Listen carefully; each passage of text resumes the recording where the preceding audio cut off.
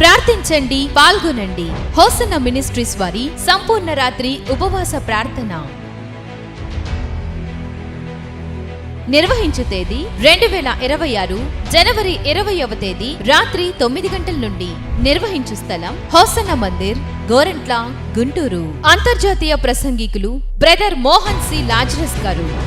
வாழ்க்கையை வெளிச்சமாய் மாற்ற ஆண்டவர் விரும்புகிறார். నీ చీకటి వెలుగుగా మార్చడానికి వెలుగై ఉన్న ప్రభు దిగొచ్చాడు ఈ రాత్రి. వాలిమనే இன்றைக்கு நீ மனம் திரும்பு. యవనస్తుడా ఈ రాత్రే నీవు మనసు మార్చుకో. వాలిమ మగళే இன்றைக்கு நீ மனம் திரும்பு. యవనస్తురాలా ఈ రాత్రి నీ బ్రతుకు మార్చుకో.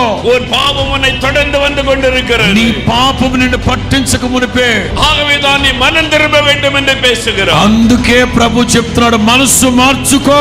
இன்றைக்கு நீ மனம் திரும்பினால் மன்னிக்க அவர் ஆயத்தமாய் இருக்கிறார். ఈ రాత్రి నీ మనసు మార్చుకుంటే నా ప్రభు నిన్ను మన్నించి క్షమిస్తాడు.